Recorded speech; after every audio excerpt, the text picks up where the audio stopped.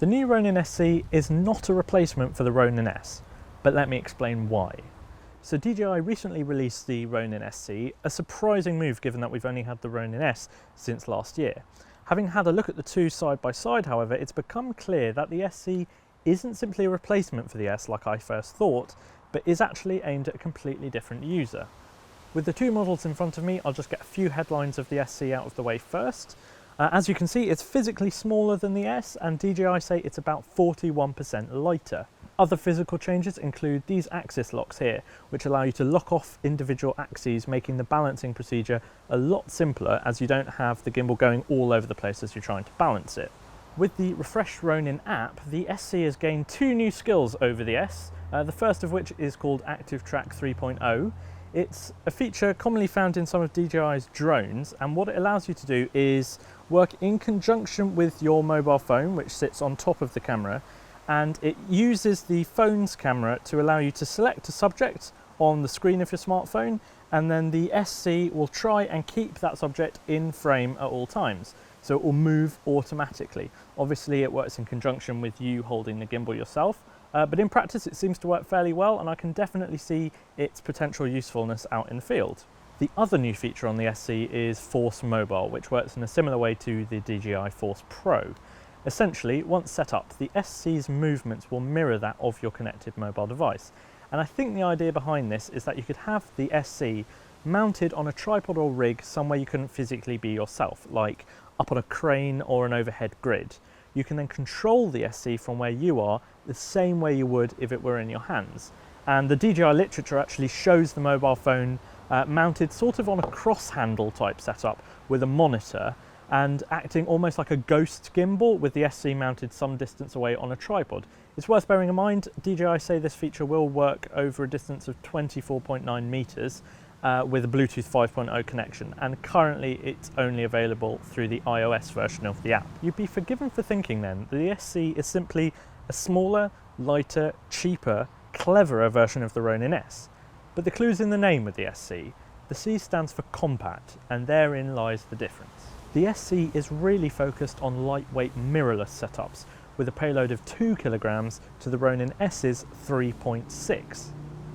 While those numbers don't sound awfully different, in the real world that does make quite a difference. What's so great about the Ronin-S is that it's so versatile due to its payload, portability and ease of use when compared to larger gimbals like the Ronin-MX.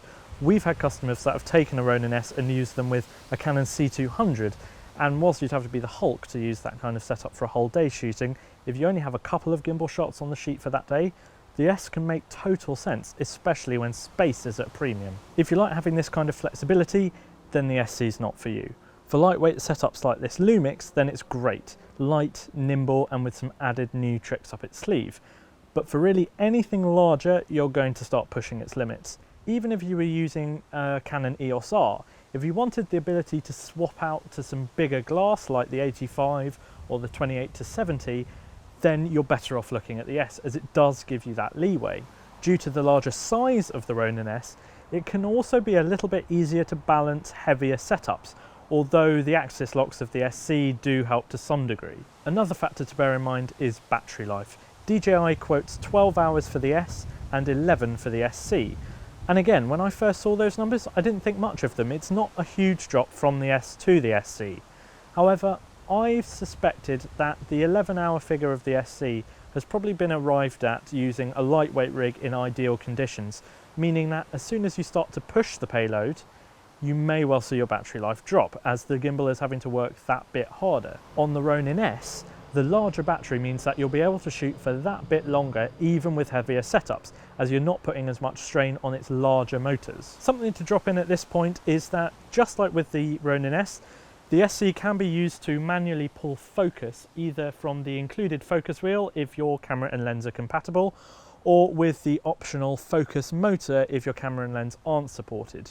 You can see the Ronin-S and SC compatibility list on the DJI website, and I've also linked them below in the description.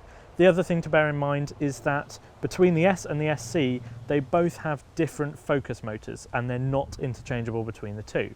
So to sum up then, the Ronin-SC is a brilliant new option for lightweight mirrorless rigs being smaller and lighter than the Ronin-S, but with some added new features. On the flip side, it's by no means a replacement for the Ronin-S, which still has its place for anyone who wants any real flexibility with their rigs and the added stamina that the larger battery and payload bring. As always, if you want to try out a Ronin-SC or a Ronin-S, you can hire one from us. Their pages on our website are linked in the description, or alternatively you can go to Hireacamera.com, search for Ronin-SC, and on its page you can check its availability for your dates. You can hire one by popping one in your basket, and you can also see everything that's included with it, so you can make sure you have everything you need before you head into the field. I hope you found this video helpful. If you have any questions, just get in touch with us. Otherwise, I'll see you for another video soon.